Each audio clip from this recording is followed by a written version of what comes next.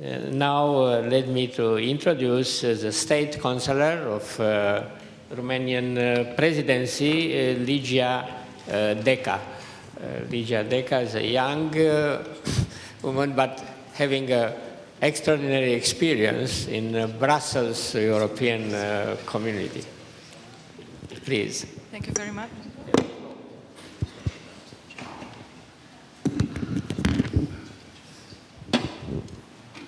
Thank you very much, Mr. President.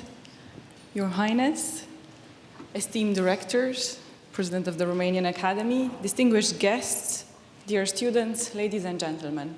Firstly, I would like to thank the organizers for the invitation. It is a topic very dear to me, and I'm personally invested in this subject, as Mr. President alluded to already. I think the role of cultural diplomacy is even more important now, since we live for a while now in a polycentric world in which cultural diplomacy and soft power play a greater role than they used to. I think also that the topic of the conference is highly relevant, as it underlines the role of education, with higher education in particular, in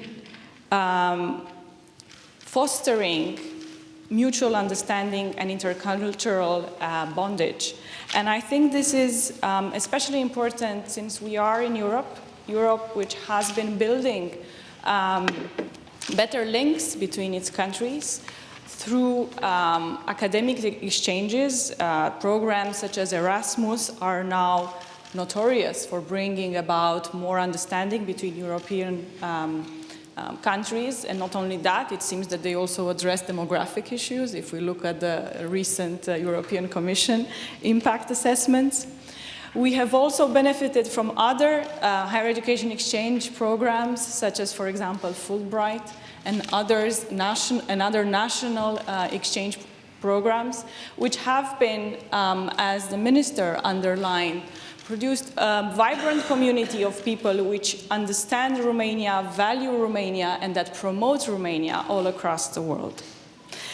As I was saying, I'm personally vested in this topic since I was involved in recent years in the topic of internationalization of higher education.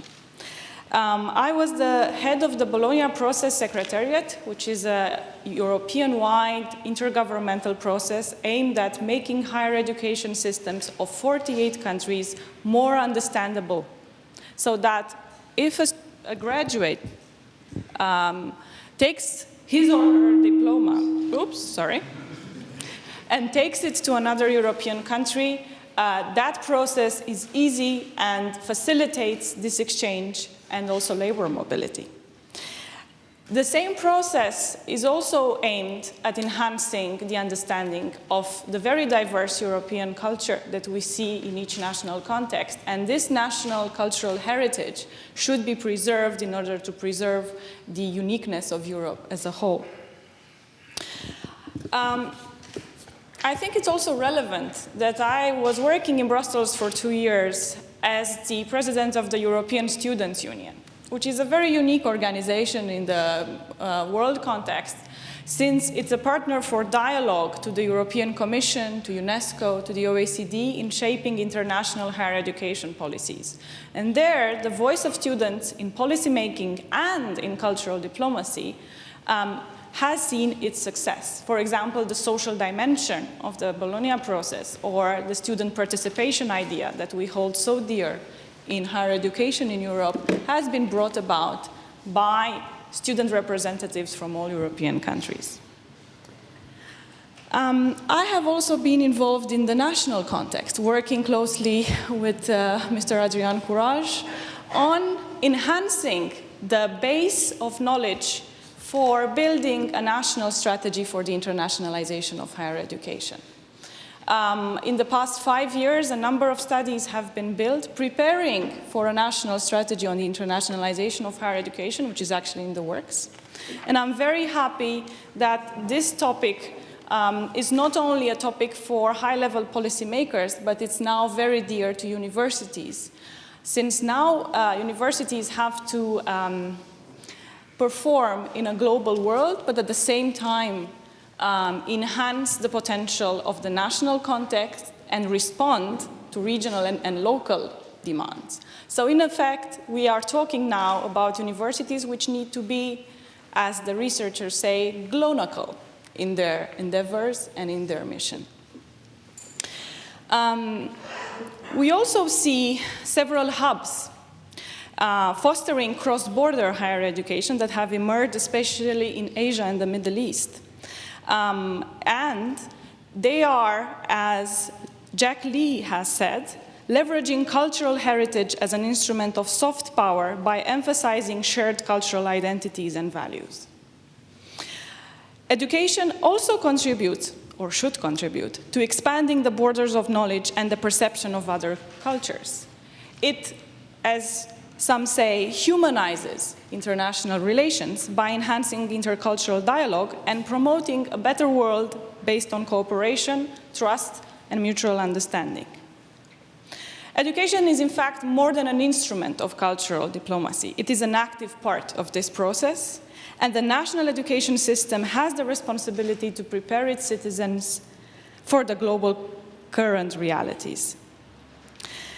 Romanian students traveling and studying abroad have been wonderful ambassadors. As the minister have said, they are not alone in their task. They are joined by those who have come to know and love Romania by studying here or by visiting us in short-term mobility periods. I think this community is essential not only in bringing about more understanding between the Romanian culture and other cultures, but also in contributing to the long-term vision of education and research in Romania. The Romanian president has launched this year, on the 15th of February, a project called Educated Romania, which aims at building a long-term vision and a strategy for education and research for the year 2030. This idea is not new. The idea of an educated Romania has come from the academia itself. It has appeared in 2014 in the Faculty of Educational Science at the University of Bucharest. It has been taken forward wonderfully by the Romanian Academy, who is also working on a long-term strategy, not just for education and research, but for 10 essential fields for Romania. And now it has been taken over by the Romanian president in an attempt to build our next century of existence as a modern unitary state based on education and its role in a more fair and a more united society. It is with that thought that I leave you all, and I invite you all to contribute to this year's consultation, which talks about a long-term vision for what we want our education and research sector to look like in 2030, mirroring, of course, what we want our society to look like. Thank you all, and have wonderful discussions in the next